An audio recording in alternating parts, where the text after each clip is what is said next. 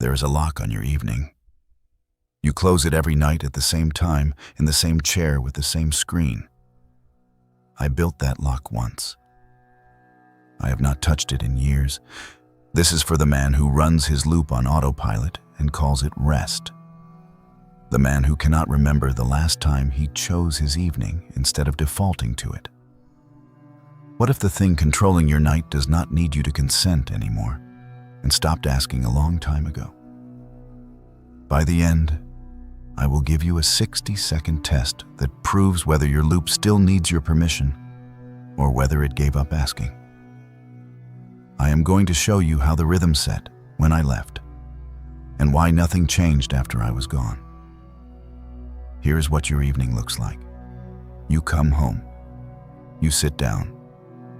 You open the same app at the same time in the same chair.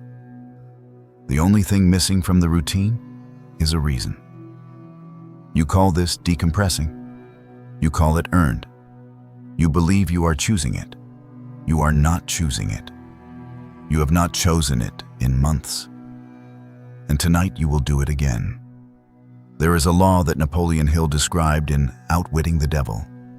He called it hypnotic rhythm. It is nature's enforcer. It does not care what you repeat. It only cares that you repeat it. And once the repetition hardens, the pattern runs itself. That is the confession. I left. But the prison kept running. The question is not who built it. The question is what keeps you walking back into the cell when the door was never locked from the outside. That answer requires a harder confession, and it is not what you think. You imagine there is something holding the pattern in place. Some force of weakness or lack of discipline. Something pushing against you that you need to fight. You are wrong. There is nothing holding the pattern in place. I left. The guard tower is empty. It has been empty for a long time. You just never looked up. Here is how it works. Hypnotic rhythm is not my invention. It is nature's law. I did not create it. I exploited it. Whatever a person repeats long enough, the rhythm locks into permanence. I never needed a large failure from you. I needed you to sit down one extra night, then another, then another. One small surrender repeated is worth more to me than one large collapse. You did this with your career too. You drive the same route. You perform the same tasks. You collect the same paycheck. You have not made an active decision about your work in years. The commute itself is the rhythm's metronome. That is hypnotic rhythm completing its cycle. You think something is keeping you stuck. Nothing is keeping you stuck. I left. You stayed. Now you know no one is holding the door shut. But that makes the next question worse. If nothing forces you into the loop, why do you keep choosing it? The answer is not the reward. It is something you have never examined, and once you see it, the loop will never feel the same. You think the reward is the content, the scroll, the numbness, the dopamine. You think you run the loop because it feels good. That is what you tell yourself. That is the rationalization I planted in the reward stage. The real payoff has nothing to do with pleasure. The real payoff is that the loop kills the silence before it arrives. There is a gap between your activities, a moment where nothing is planned and nothing is happening. In that moment, you would have to decide what you actually want to do with your time. The loop fires before that moment lands. It fills the void before you feel it. You do not run the loop because it feels good. You run it because the alternative is silence. And you have not sat in silence voluntarily in longer than you can remember. Your brain has learned this.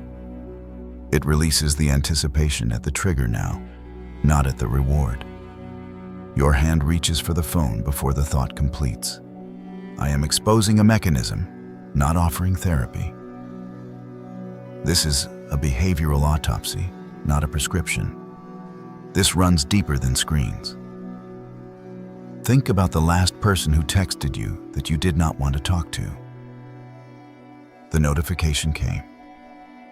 You replied immediately, not because you wanted to, because the pattern fired before you thought about it. The relationship is maintained by rhythm now, not by decision. Think about the last time you opened a project you cared about. You felt the friction of creating something, and you switched to consuming something instead. You told yourself you needed more research. That was the loop replacing creation with input the moment the gap appeared. The hidden payoff is not the reward. The hidden payoff is that you never have to decide. But there is a moment underneath all of this that matters more than the payoff. The moment the rhythm stopped asking for your consent. You were there. You remember it. And everything locked into place after it. There was a night. A specific night. You were deep in the loop. You felt the discomfort. A quiet signal from somewhere underneath the noise that said you should stop. You did not stop. Not because you wanted to continue, because stopping felt like more effort than staying. That was the last time I asked. After that moment, the trigger and the action merged.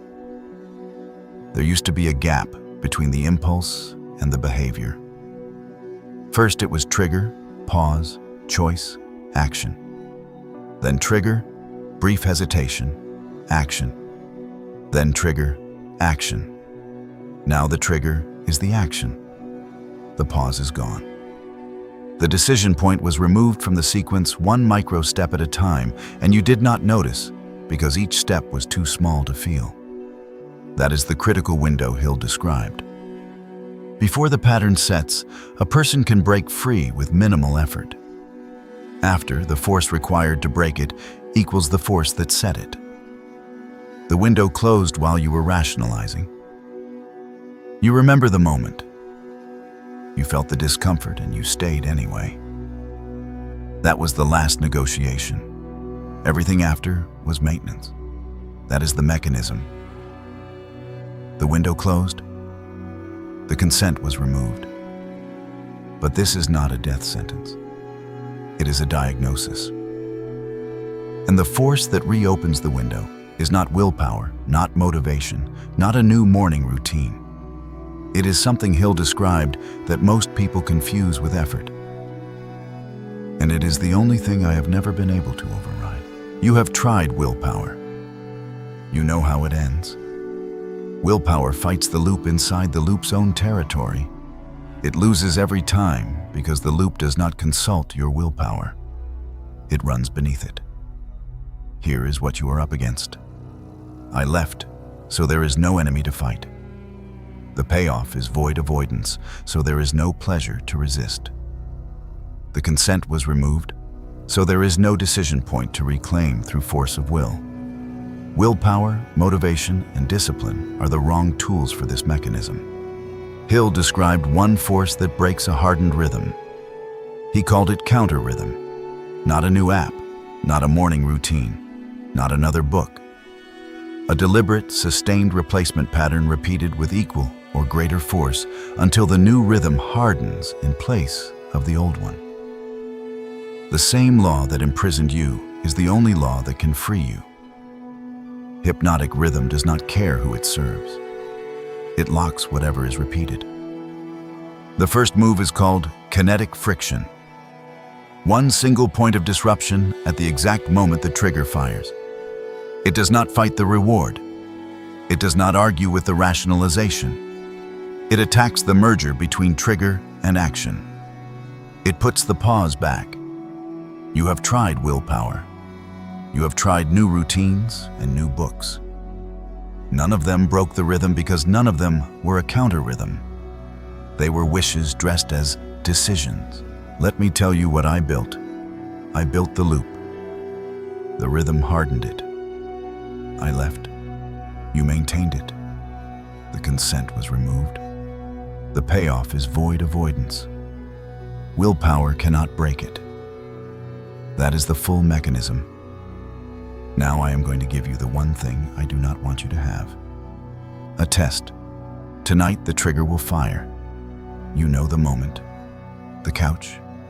The screen. The same time. I dare you to sit in it for 60 seconds and do nothing. First, when the pull to start the loop arrives, do not resist it. Set a timer for 60 seconds. Second, sit in the gap. Feel the pull without acting on it. Do nothing for 60 seconds. Third, when the timer ends, notice what you feel. If the discomfort was intense, the rhythm owns the behavior. You now know. This is not a cure. It is a proof of concept.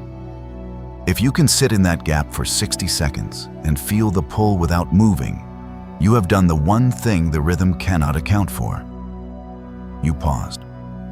And a pause is all counter-rhythm needs to begin. That is definiteness.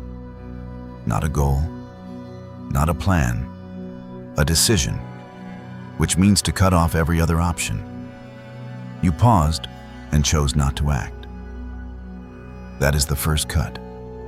The guard tower has been empty for a long time. The lock was open. You just never checked.